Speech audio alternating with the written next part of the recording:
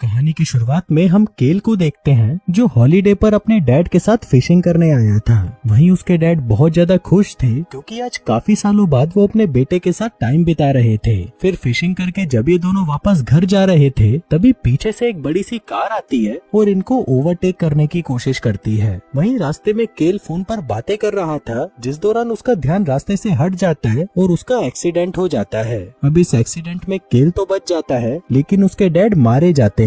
अब यहाँ से सीन एक साल आगे शिफ्ट होता है जहाँ पर हम केल को देखते हैं जो अपनी क्लास में सो रहा था। तभी उसके पास उसका टीचर आता है और उसे कहता है कि तुम्हारे जैसे स्टूडेंट्स ही इस धरती पर बोझ हैं और मुझे तो लगता है कि तुमने ही अपने बाप को मारा होगा। अब ये सुनते ही केल गुस्सा हो जाता है और अपने टीचर को एक मुक्का मार देता है। फिर अगले सीन में हम देखते हैं कि अपनी इस हरकत के लिए केल को कोर्ट में पेश किया जाता है जहाँ पर जज उसे अपने ही घर में 3 महीने तक बंद रहने की सजा सुनाता है। जिसके बाद केल के पैर पर एक मशीन लगा दी जाती है ताकि जब भी वो अपने घर से निकलने की कोशिश करेगा तो पुलिस को इसके बारे में पता चल जाएगा। साथ ही ये मशीन वाटरप्रूफ थी और इसे निकाला भी नहीं जा सकता था। इसके बाद हम केल की मॉम को देखते हैं जो अपने बेटे की इन हरकतों से परेशान हो चुकी थी, इसलिए वो उसकी वीडियो गेम्स, उसका टीवी सब कुछ बंद करा देती है। अब ऐसे ही 2 दिन बीत जाते हैं और केल के पास करने के लिए कुछ नहीं होता। तभी उसकी नजर खिड़की के बाहर पड़ती है और वो देखता है कि उसके पड़ोस में एक नई फैमिली रहने आई है जिनमें उनकी एक सुंदर सी बेटी भी थी।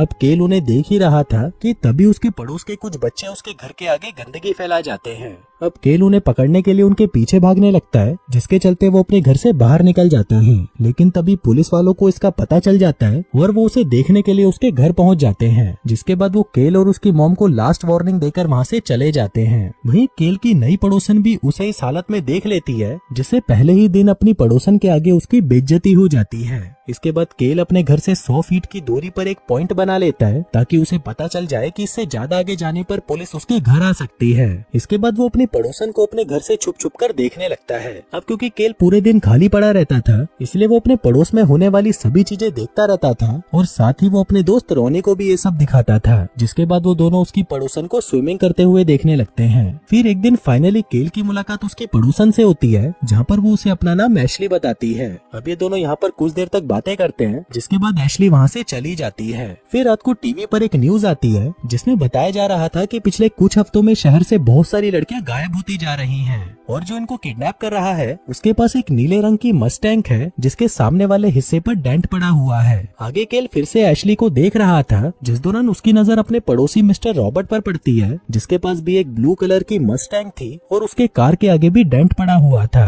फिर रॉबर्ट अपनी कार से उतरता है और उसके हाथ में 2 प्लास्टिक के बैग थे जिसको लेकर वो अंदर चला जाता है। अब यहाँ पर केल को रॉबर्ट पर शक होने लगता है कि शायद यही वो किडनैपर हो सकता है जो लड़कियों को गायब कर रहा है। फिर अगली सुबह जब केल अखबार पढ़ता है तो उसमें भी वही न्यूज छपी थी कि शहर से एक लड़की गायब हो चुकी है। इसके बाद केल अपने फ्रेंड रोनी के साथ मिलकर शहर में आज तक जितनी भी वारदातें हुई थी उनकी हिस्ट्री चेक करता है। तभी उसे पता चलता है कि इन लड़कियों को एक ही तरह से गायब किया गया है और जो इन लड़कियों की डेड बॉडी मिली है उन सभी को भी एक ही तरह से मारा गया है। फिर कुछ देर बाद एशली वापस स्विमिंग करने आती है और ये दोनों लड़के दूरबीन लगाकर उसे देखने लगते हैं। तभी एशली भी उन दोनों को देखते हुए देख लेती है जिसके बाद वो गुस्से में केल के घर आ जाती है। अब केल को लग रहा था कि शायद एशली उसे डांटने आई है इसलिए वो तुरंत बात बदल देता है और उसे अपने पड़ोसी रॉबर्ट के बारे में बताने लगता है। वो उसे बताता है कि शहर में जो भी किडनैपिंग हो रही है उनके पीछे शायद ये रॉबर्ट ही हो सकता है। अब उनकी ये बातें सुनकर एशली को भी इसमें इंटरेस्ट आने लगता है जिसके बाद ये तीनों मिलकर रॉबर्ट की जासूसी करने लग जाते हैं। फिर ये लोग उसके घर के सामने एक कैमरा फिट कर देते हैं और पूरे दिन उस पर नजर रखने लगते हैं ताकि वो ये पता लगा पाए कि अगर रॉबर्ट ही वो किलर है तो वो उन लड़कियों की लाशों को अपने घर पर कहाँ रखता है। फिर उसी रात रॉबर्ट एक लड़की को अपने घर पर इंटीमेट होने के लिए लाता है जिस चीज को वो तीनों भी बड़े मजे से देख रहे थे।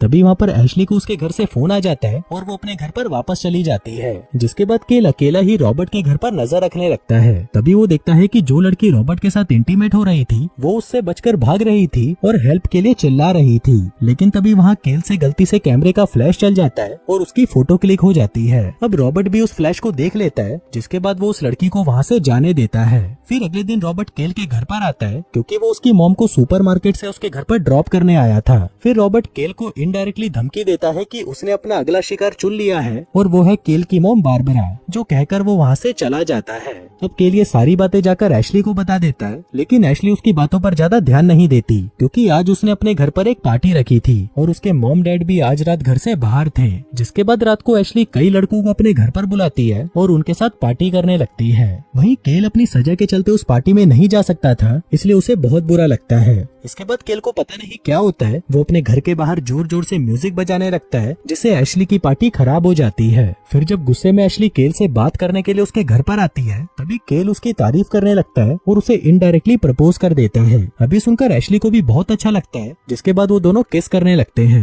लेकिन वहीं दूसरी तरफ रॉबर्ट अपने घर पर एक लड़की को लाता है और उसे मार डालता है, जिसके बाद वो उसे अपने बैग में बंद करता है और उसे अपने गैरेज में ले जाता है। फिर जब वो उस औरत को अपने गैरेज में ले जा रहा था, तभी केल और एशली उसे देख लेते हैं। जिसके अगले दिन जब रॉबर्ट सुपरमार्केट में जाता है तो वहीं एशली भी होती है जो उस पर नजर रखी हुई थी। और वहीं बाहर उसका दोस्त रॉनी केल के कहने पर रॉबर्ट की कार से उसकी गैरेज का कार्ड निकाल लेता है। उधर शॉपिंग करने के बाद रॉबर्ट एशली की कार में आ जाता है और उसे कहता है कि तुम मेरे मामले से दूर रहो, नहीं तो तुम भी मरोगी, जो कहकर वो वहाँ से चला जाता है।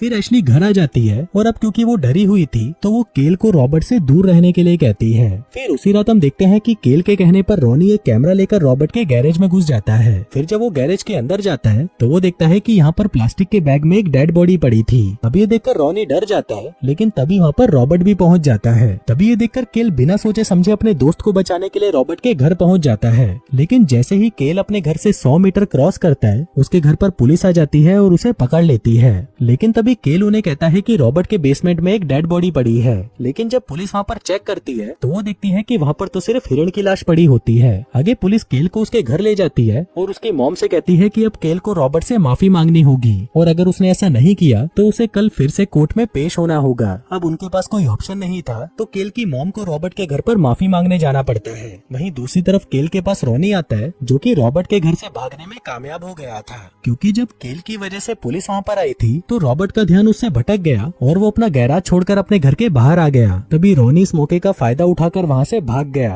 अब यहाँ पर केल अपनी मॉम को देखने की कोशिश कर रहा था क्योंकि वो रॉबर्ट के घर पर उससे माफी मांगने गई थी। इसी दौरान रॉनी केल को रॉबर्ट के बेसमेंट की एक वीडियो क्लिप दिखाता है जिसमें एक लड़की की डेड बॉडी की फुटेज कैद हो गई थी। अब ये देखकर केल को पूरी तरह से यकीन हो जाता है कि रॉबर्ट ही वो मर्डरर है। वहीं दूसरी तरफ हम केल की मॉम और रॉबर्ट को देखते हैं जो कि आपस में बातें कर रहे थे, लेकिन तभी अचानक रॉबर्ट उसकी मॉम को मारकर बेहोश कर देता है। फिर वो वहाँ से केल के घर पर आता है और रॉनी के सर पर एक बेसबॉल बैट मारकर उसे भी बेहोश कर देता है, जिसके बाद वो सीधा जाकर केल पर हमला कर देता है। अब यहाँ पर केल उससे खुद को किसी तरह बचाते हुए 100 मीटर क्रॉस करने की कोशिश करता है ताकि पुलिस वहाँ पर आ जाए, लेकिन तभी रॉबर्ट उसे भी मारकर बेहोश कर देता है, जिसके बाद वो उसे अपने घर पर ले जाकर बांध देता है। आगे वो उसे अपना मास्टर प्लान बताता है और वो उसे कहता है कि तुम्हें पुलिस को कहना होगा कि तुमने ही अपने दोस्त को मारकर बेहोश किया क्योंकि तुम्हारा दोस्त तुम्हारी गर्लफ्रेंड के साथ गलत काम करता था, और साथ ही तुम ये भी कहोगे कि तुमने ही अपनी मॉम को भी मारा क्योंकि तुम्हारी मॉम ने तुम्हारा जीना हराम कर दिया था। इसके बाद रॉबर्ट उसे भी मारने के लिए आता है, लेकिन तभी पीछे से एशली उसे दबोच लेती है, जिसके बाद केल और एशली मिलकर उसे फर्स्ट फ्लोर से नीचे गिरा देते हैं। इसके बाद वो दोनों एक कमरे में जाकर छुप जाते हैं, लेकिन तभी रॉबर्ट वहाँ पर भी पहुँच जाता है और दरवाजा तोड़ने लगता है, जिसके बाद वो दोनों बचने के लिए ऊपर से पूल में कूद जाते हैं। लेकिन क्योंकि केल को अपनी मॉम को भी बचाना था तो वो वापस रॉबर्ट के घर में चला जाता है। वो अंदर जाता है और देखता है कि यहाँ पर हर जगह लाशें ही लाशें बिखरी पड़ी हैं, जिसमें से कुछ दीवारों पर थी तो कुछ बेसमेंट में। अब क्योंकि केल 100 मीटर क्रॉस कर चुका था तो पुलिस भी उसे ढूंढते ढूंढते वहाँ पर पहुँच जाती है।